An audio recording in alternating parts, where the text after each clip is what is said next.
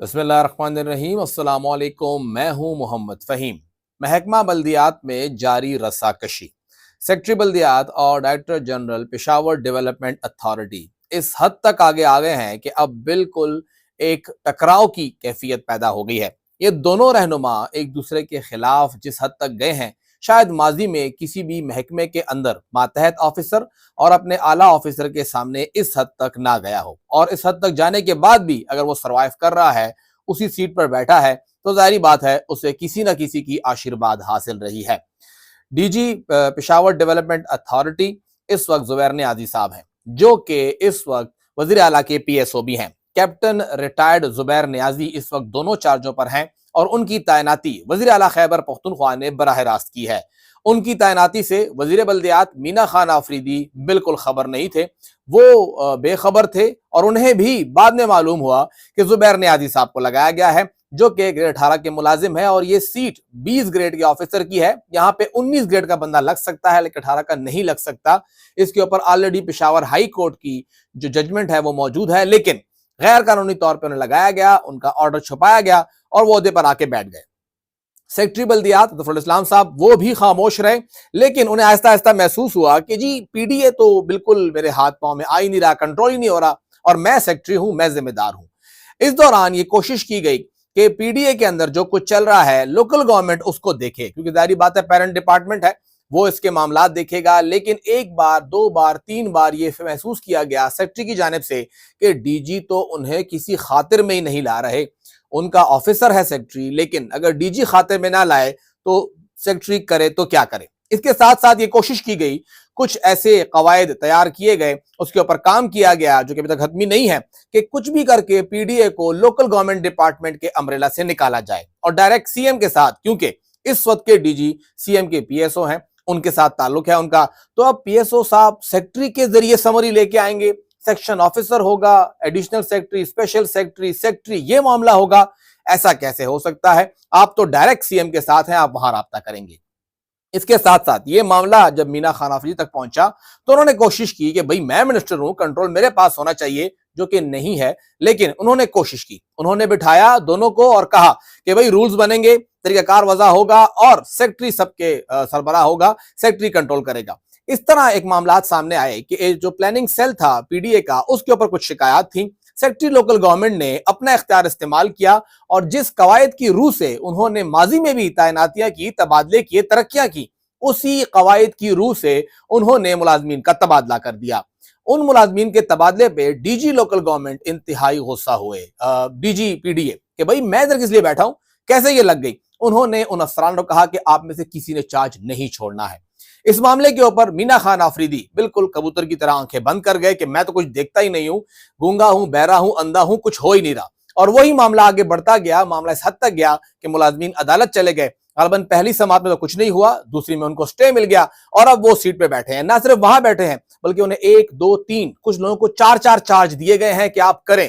اگر آپ کو سیکٹری نے ہٹایا ہے، اس میں منسٹر کا رول ہے، تو میں آپ کا ڈی جی ہوں، میں سی ایم کے ساتھ ڈائریکٹ ہوں، منسٹر کہاں کا اور سیکٹری کہاں کا، وزیر اعلیٰ میرے ساتھ ہے، لہٰذا آپ لوگ کریں جو آپ نے کرنا ہے، اور آپ لوگ یہیں بیٹھے رہیں گے۔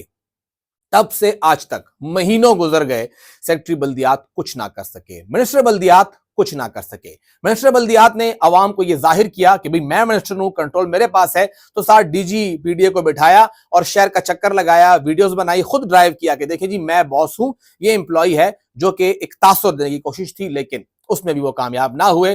D G P D A نے آ کے بیٹھ کے میٹنگ میں واضح طور پہ کہا کہ میں باس ہوں، میں جو کروں گا یہاں پہ ہوگا، منسٹر لوکل گورنمنٹ بھی اپنی حدود میں رہیں اور سیکٹری بھی اپنی حدود میں رہیں، جو کچھ میں نے کرنا ہے وہ میں کروں گا، اور مجھے سی ایم کی آشیرواد حاصل ہے۔ بتایا جاتا ہے D G P D A, ظاہری بات ہے وزیر اعلیٰ کے بھائی نوید آفریدی صاحب، ان کے ساتھ وہ ڈائریکٹ ہیں، اور انہی کی خواہش کے اوپر ان کو لگایا گیا ہے۔ سی ایم نے لگایا ہے، ظاہری بات ہے بھائی ڈائریکٹ آگے نہیں ہوگا، لیکن وہ وہاں پہ ڈائریکٹ ہیں، یہاں پہ پورا معاملہ جو ہے وہ سائٹ پہ ہے۔ معاملہ اور بھی گمبھیر ہو گیا جب سیکٹری لوکل گورنمنٹ نے یہ کہا کہ جی میں باس ہوں، مجھے ان ملازمین کی ترقیاں کرنی ہے 17 and 18 and 19 کی، اگلے گریڈ میں جانا ہے، تو لہٰذا آپ اجلاس بلائیں۔ 19 اگست کو اجلاس بلایا گیا، اس میں D G P D A کو کہا گیا کہ آپ کے ملازمین بھی ہیں، آپ بھی ورکنگ پیپر بھیجیں، اور باقی یوڈاز جو ڈیولپمنٹ اتھارٹیز ہیں ان کو بھی بلایا گیا۔ यहां पे जब ये लेटर हुआ, गालबन 5 अगस्त को लेटर हुआ, अगले ही दिन डीजीपीडीए ने लेटर कर दिया और उन्होंने कहा कि हम अपना इजलास बुलाएंगे। डीजीपीडीए उसको चेयर करेगा और वो इजलास 13 अगस्त को होगा, यानी उससे पहले होगा, और हम करके दिखाएंगे। ये इजलास का खत आया। सेक्रेटरी लोकल गवर्नमेंट ने फिर खत लिखा कि देखें जी, मैं बॉस हूं, मेरी मर्जी चलेगी और आप अपने इजलास को मनसूख करें, आप इजलास ना मुनक्किद करें, ये इजलास हम करेंगे, हमारा इख्तियार है, और आप अपने मुलाजमीन के केसेस हमें अरसाल करें। बताया जाता है इसके जवाब में एक और लेटर लिखा गया है और डीजीपीडीए ने वाज़ेह तौर पे ये हुकामात मानने से इनकार कर दिया है कि भाई मैं नहीं करूंगा। इस पूरे अमल में जहां डीजी और सेक्रेटरी लड़ रहे हैं आपस में, आखिरी हद तक आ गए हैं और वाज़ेह हो रहा है कि पीडीए जो है उसका डिपार्टमेंट जो है, जो पूरा अथॉरिटी है, वो कितना सफर कर रहा है।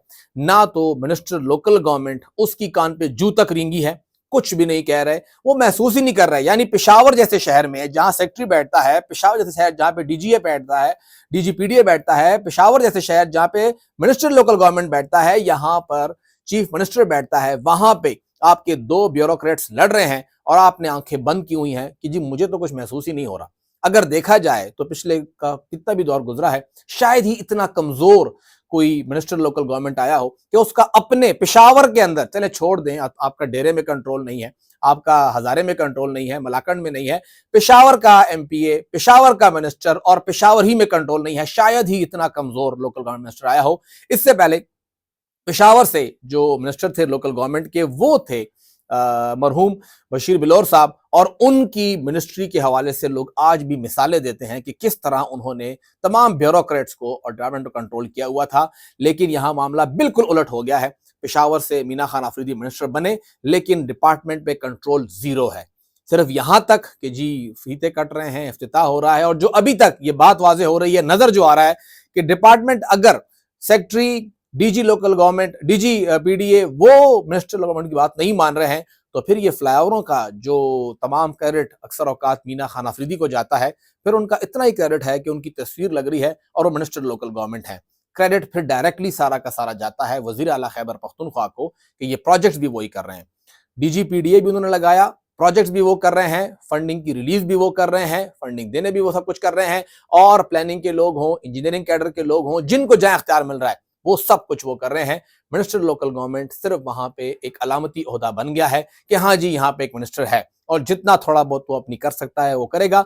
लेकिन इन दोनों ब्यूरोक्रेट्स की लड़ाई के अंदर सबसे ज्यादा सफर जो है पेशावर के लोग करेंगे, पीडीए का डिपार्टमेंट करेगा, महकमा बल्दियात करेगा, और अफसोस से कहना पड़ता है कि इस झगड़े को हल करने के लिए कोई भी आगे नहीं बढ़ रहा।